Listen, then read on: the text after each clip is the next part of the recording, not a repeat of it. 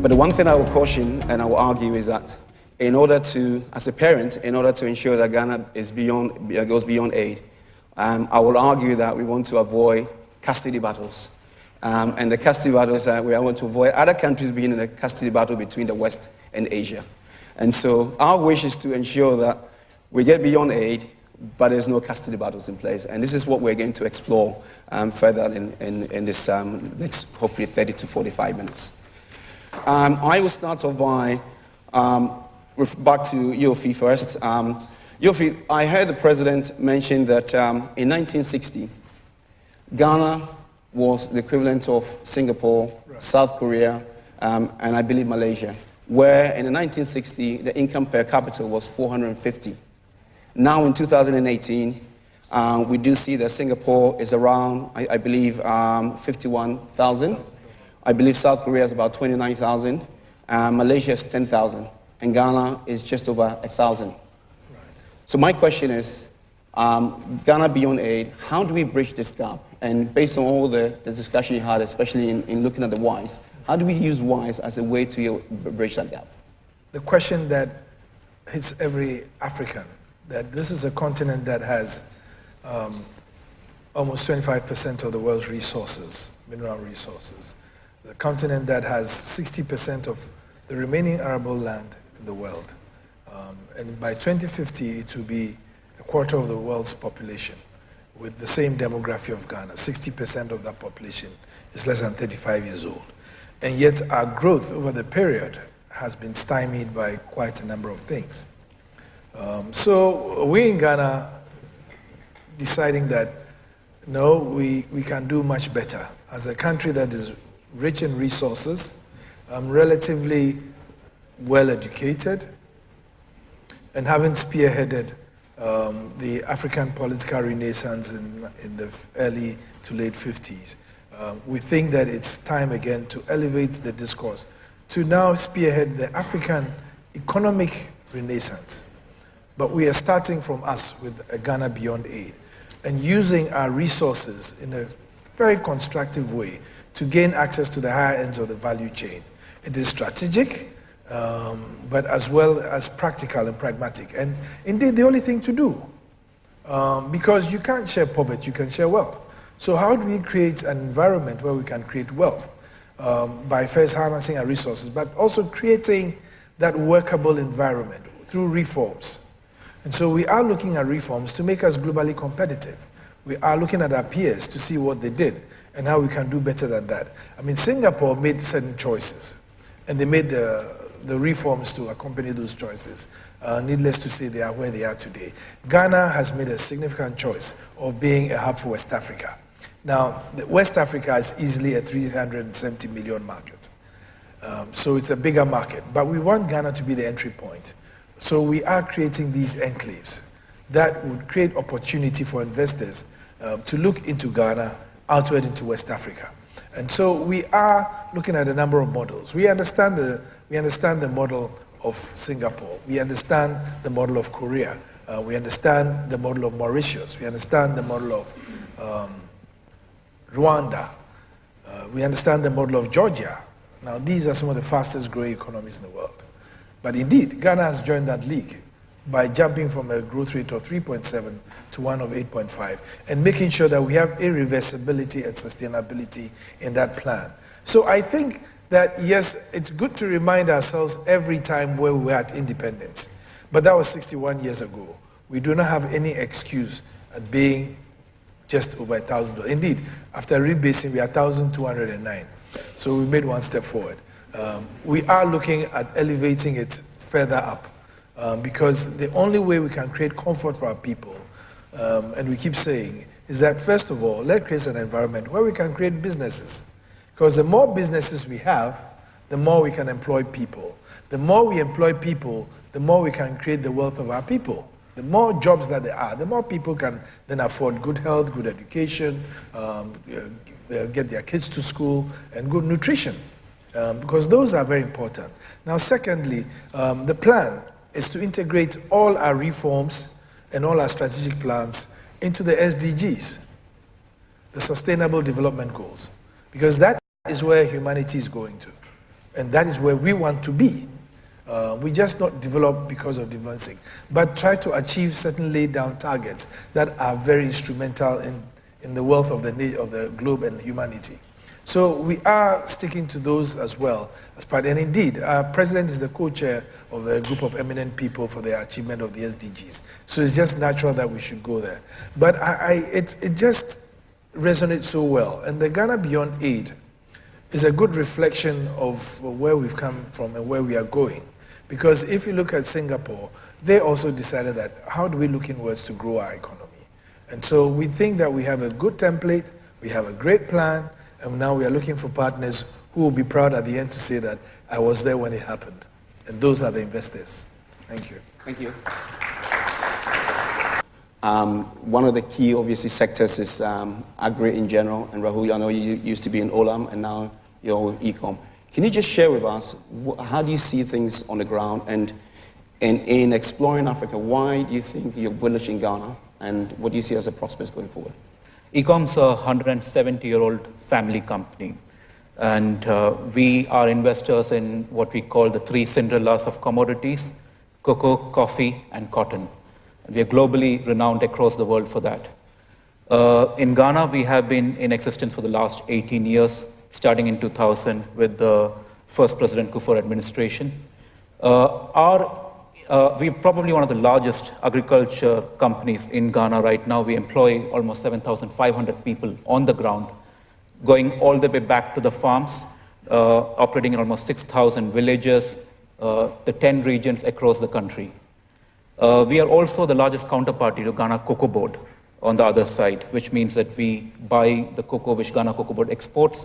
And if you have ever had a Lindt chocolate bar, or if you ever had a Cadbury chocolate bar, or Starbucks coffee, or Nespresso, you would see an Ecom behind the brand of these big brands. Our interest in Ghana is a very simple case. I mean, Yofi has made a very good case on why Ghana for the future. But Ghana has always been the shining star of Africa. It's got, geographically it is 0 degrees equator, but we believe that it is going to be the center of the world for the future. Why? Because Africa is the continent of growth with both land and water and with an educated manpower. Ghana in particular produces good quality graduates.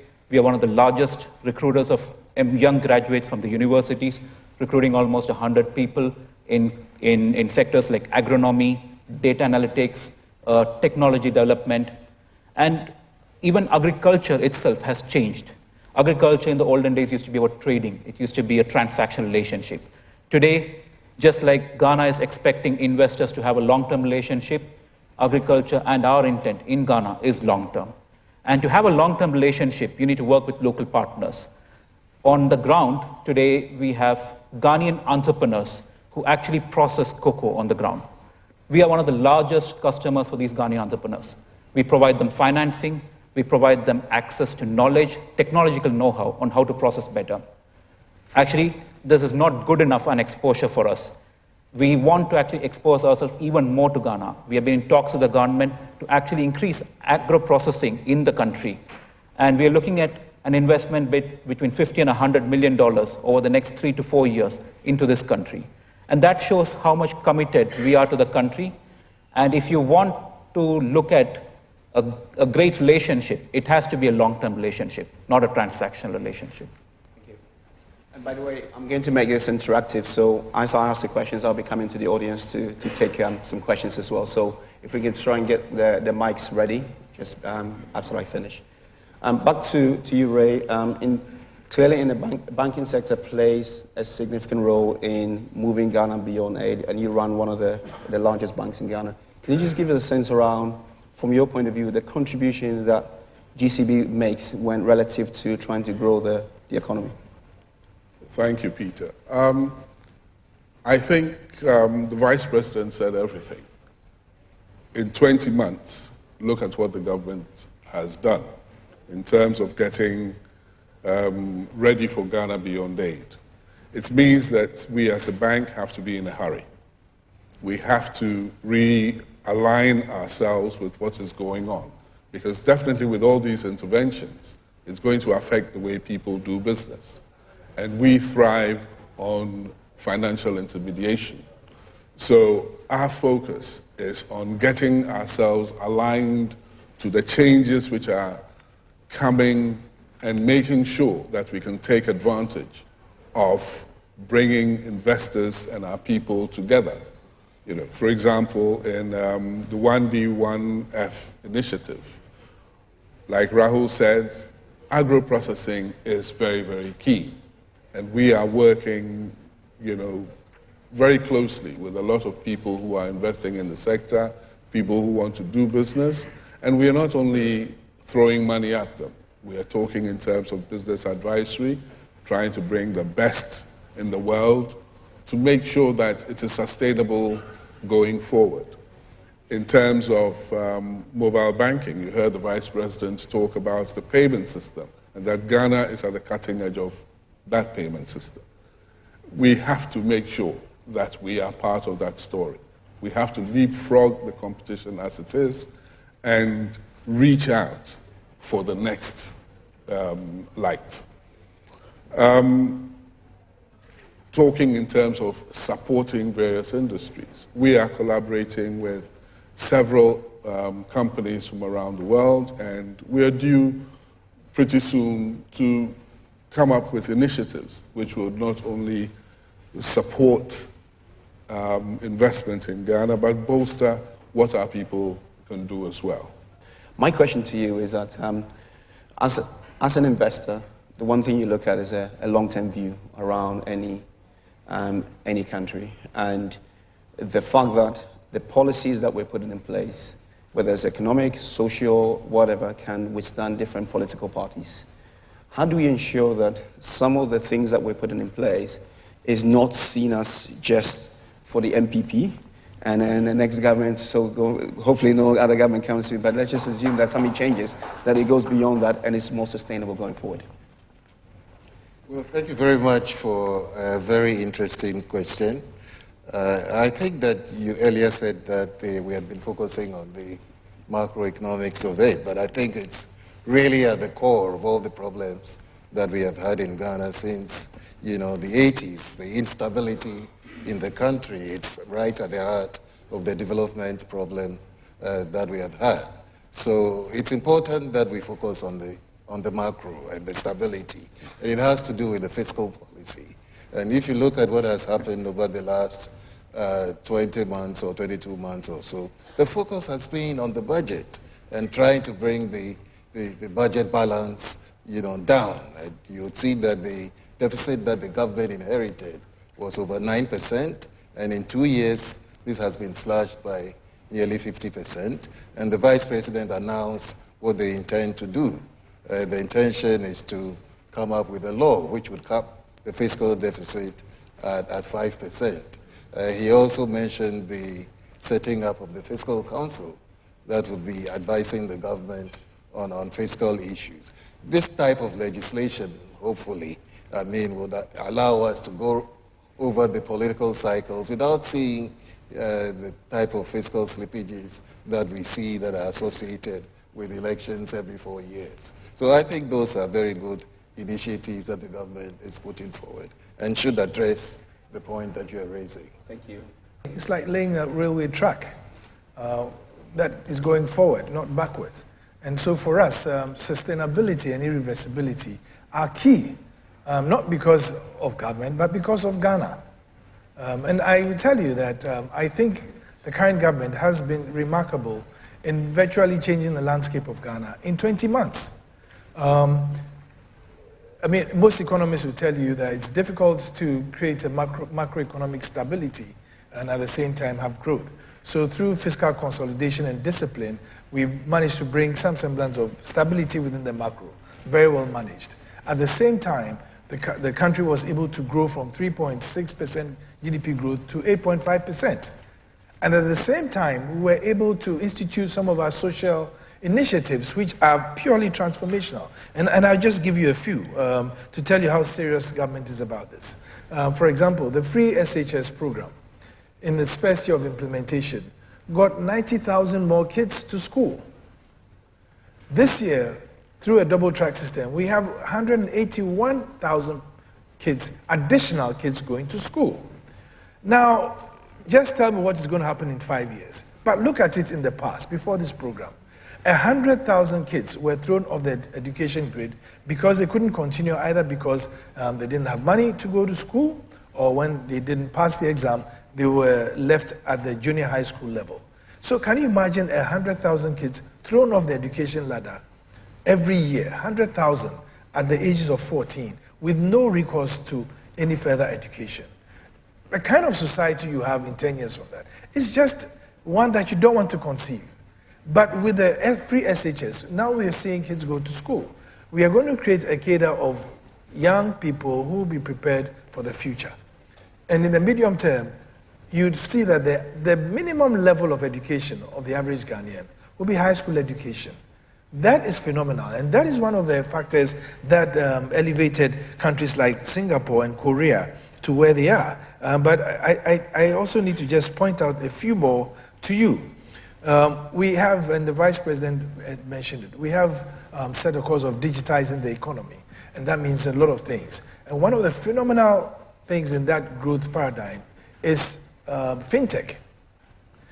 Because Ghana has a mobile phone penetration of 147%, fintech has become such a fast-growing industry, and I'm sure the governor will tell you that in the very near future, financial transactions on the internet will probably overtake cash transactions at tellers.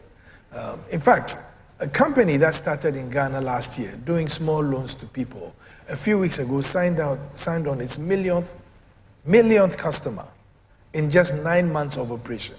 Just tells you what demand fintech creates and feeds. So those are some of the things that are, bring sustainability in the economy. Because once you implement these things, nobody wants to go back. They want to go forward. They want to see these things happening. We've had the national, we call it NAPCO employing youth and preparing them for the future. 100,000 graduates have been given the opportunity to train and position them for absorption into industry. There's youth for health, youth for IT, youth for... and you tell me, somebody who's been sitting home after school for 2 years suddenly has this opportunity. Do you think those coming out of school think that when they come out, they shouldn't have the same opportunity? So you're creating a platform that is forward-looking. And so, those things will create a certain sense of irreversibility, not only in the macro, but in the social dynamics of the country. I just want to know one thing, that do you have any scheme for local machine manufacturing through central bank? Because in various countries these things are provided through central bank, because to encourage local people and even the foreign companies to come and do it, because they need a bit of an incentive, and that is to begin with very lower markup rate to attract people. With Yofi, I just want to ask you that, we've been talking about industrial parks and all that. Because I've got some experience, I've got 40 years manufacturing experience of automobile sector, tractor sectors, and textile sector. So I just wanted to ask you that in many countries, a lot of industrial parks been set up. But unfortunate part is this, that they didn't work out the way they were supposed to be. I think the main reason usually is that they all talk about setting up industrial park. But you see, you need to come up with something to how to attract people to come into the industrial park to create more jobs so that they can alleviate poverty. I just want to respond to that we are shifting away from that mode of intervention. The Bank of Ghana these days is an inflation targeting central bank, so we're focusing on the core mandate of price stability. But nevertheless, we have provided seed money for the setup of what they call the Ghana incentive-based system for lending to agriculture. So there are funds, these are funds that the Ministry of Finance would be administering, targeted at agricultural projects. I'm not sure whether your machine industry falls within the agricultural framework. And indeed, we do have the same, because if you're in the manufacturing space, for example, you bring in your equipment and your raw materials to set up for free, tax-free, tariff-free, sorry. I mean, they come in tariff-free. And therefore, that in itself is a major incentive for people who want to industrialize or manufacture in Ghana. But also, if you're in the agri sector, you do get a few more incentives. And if you invest more than $50 million, then you can also negotiate a few more incentives. And so we are consolidating all that. We are currently doing a massive study on the incentive regime in Ghana and see how we can optimize it. But also remember that you can't give away your revenues just for the fact of an investment, because that investment must then pay for the revenue that you take. So we are looking at various models, some even will give you the tax-free for the period that you are establishing your institution, and then when you start making profits, we'll have a sunset clause that enables us to claw back some of those profits. So it gives you the space to be able to establish and grow. And when we are looking, in our bid to create enclaves, we also have the One District, One Factory initiative that has its own set of incentives. So if you are producing in an enclave as a One District, One Factory institution, then you do get some further incentives. Otherwise, if you are going to be there for export, then you have to go to the free zones where you are 100% tax-free if you are doing 70% export and a 30% retention of the goods that you manufacture there. So there are many structures that are encouraging, and we are looking to reform some of these things to make them even more attractive. My question goes to Fifi, and I think, is it Yofi? Yeah, sorry. You did mention transport in terms of trains, and being in the transport sector in the United Kingdom, I am so passionate about how our local bus system is working. I believe that so many people here came to this meeting by bus in this country, in London especially, and London has the opportunity to serve the people with passengers of about 6 million people a day. Is there any policy direction from the government point of view as to how we can promote our transport system in terms of local buses instead of using our trotro in a long term? Thank you.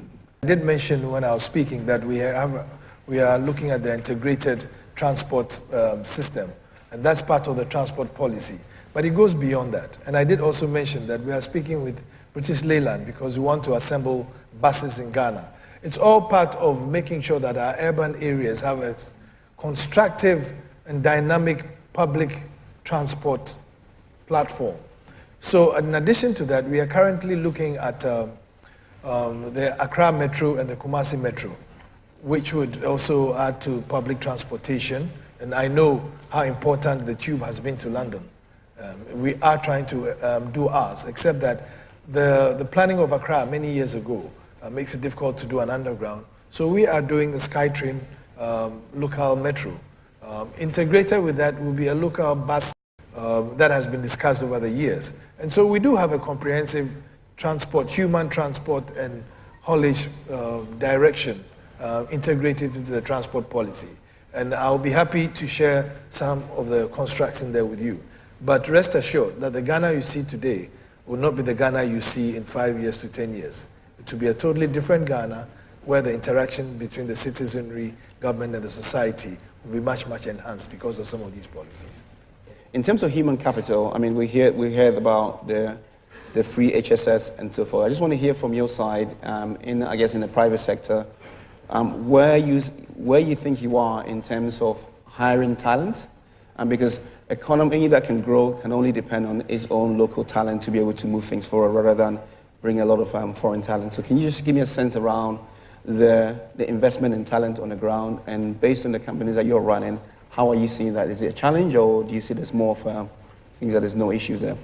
One of the, both the challenge and the opportunity is the quantity of workforce which comes out annually out of these universities. With the private universities now, you've got a lot more educated manpower coming out. 10, 15 years back, this was all lost to brain drain. Today, we've got not just the workforce which is coming out of new colleges and young graduates, but you've got people who want to come back, diasporans who want to come back to Ghana. So as a company, we welcome both type of individuals who come from young experience, without an experience, young out of universities, but also people who worked in the Western world coming back to Ghana, looking at job opportunities which fit their experience and their competencies and skills in Europe or in the US or other parts of the world. The biggest challenge when we look at young graduates, and which I think the current government is trying to address, has been the STEM education. A large part of the graduates whom we employ come from the rural areas. Rural areas, you end up having a single teacher during the primary school education period who teaches a multiplicity of subjects, ends up with STEM being usually discounted in the curriculum, and children who come out of that sort of an education system, by the time they reach universities, would start going into more in the arts field rather than the science field. As a company which looks at analytics, mathematics, data, technology in the agriculture space, STEM is very important for us. And I think the current government's interventions in ensuring STEM education is being done, along with interventions of, we have partnered, for example, with the Otumfo Education Foundation to create STEM education buses which go down village to village, and they spend a whole week in a single village educating children on science, mathematics, technology, seeing computers for the first time, using access to basic word processors to be able to do that. So that is, to me, a big part of building a new type of knowledge-based workforce.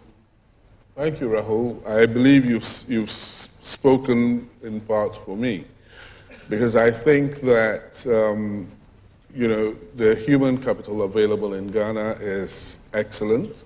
We need to position ourselves to improve that human capital by offering a lot of training and direction and a lot of internships.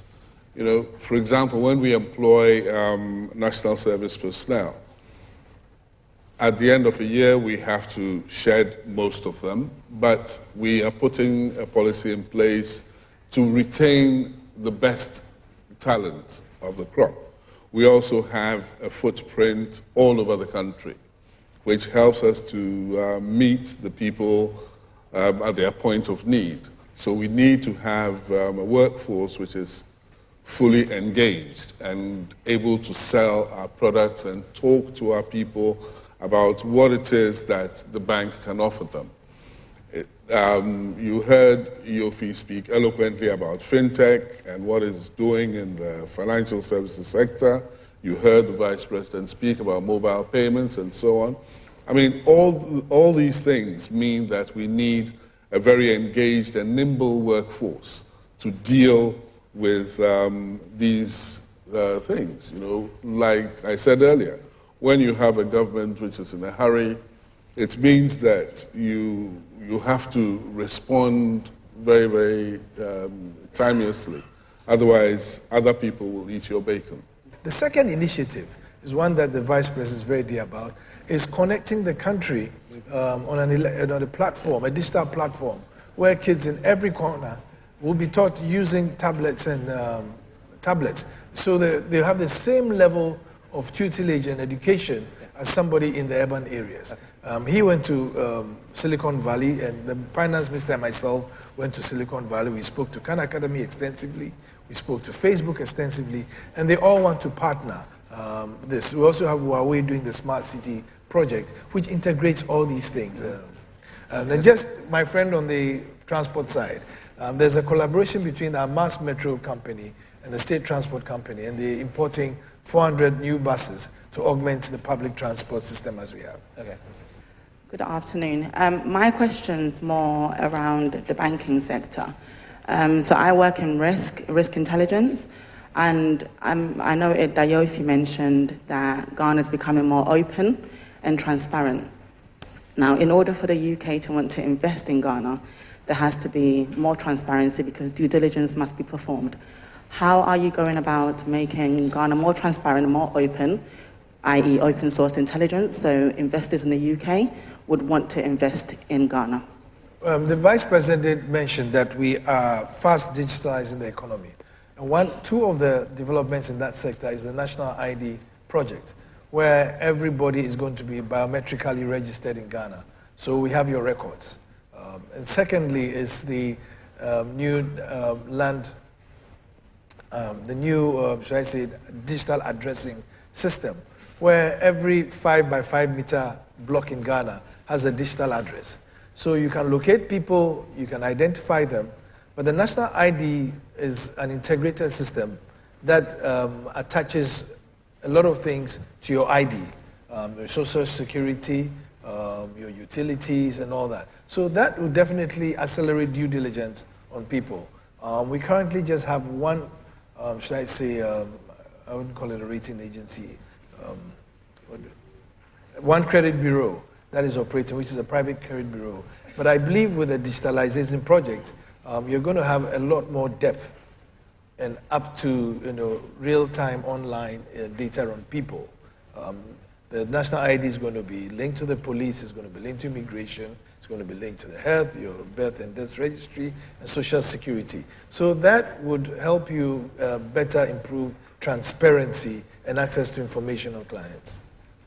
And I would like to commend Peter for the question asked about non-partisan policies in place. I believe that we in the diaspora, we're quite frustrated.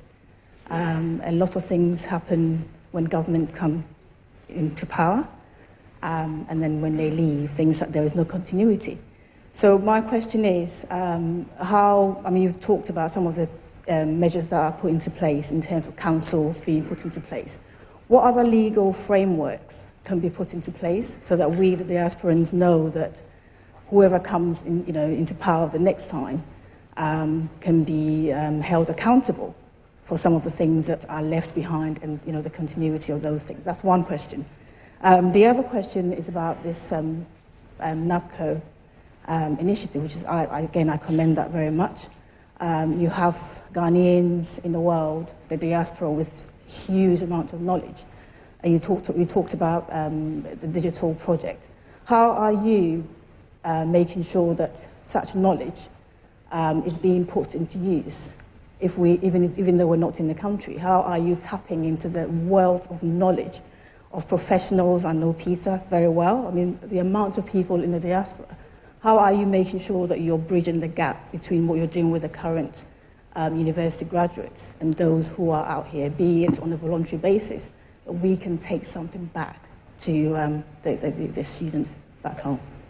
First of all, this conference is one medium which you are bridging, and so thank you for that question, because you are making us aware of you, and so that's fine.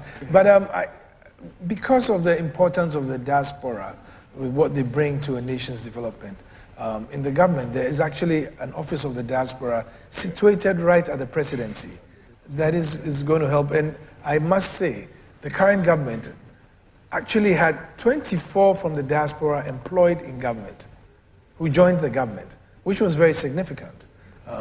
And so we are not lost on you. We recognize what the diaspora brings. 55. 25.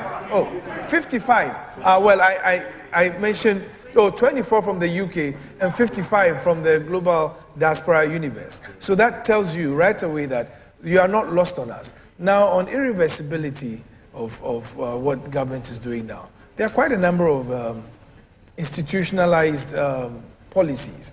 For example, there is what they call the PFM,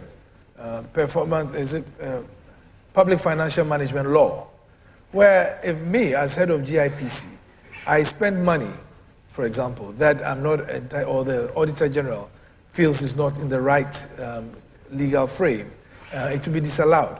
And I, the head, will be personally liable. And my property will be attached to it. So it gives all the government institutions a certain sense of ownership, but also a certain sense of responsibility. That you can't just spend money or do some of these things as you want. And these are laws. And you might say, well, another government can come and repeal the law, etc., etc. But I don't think Ghanaians would allow that anyway. there are so many things happening now that we can't walk back on because they're institutionalized. Some of them are backed by law. I mean, if I had time, I'll tell you what in 20 months this government has done. But I agree that we don't have time. I mean, we've virtually reversed all the financial malaise and economic malaise that we had over the past 30 years and set a new path of accountability. And so we believe that going forward, it will be very hard. I mean, when you've created a very solid economic substrate for people to benefit, it's hard to go back on that.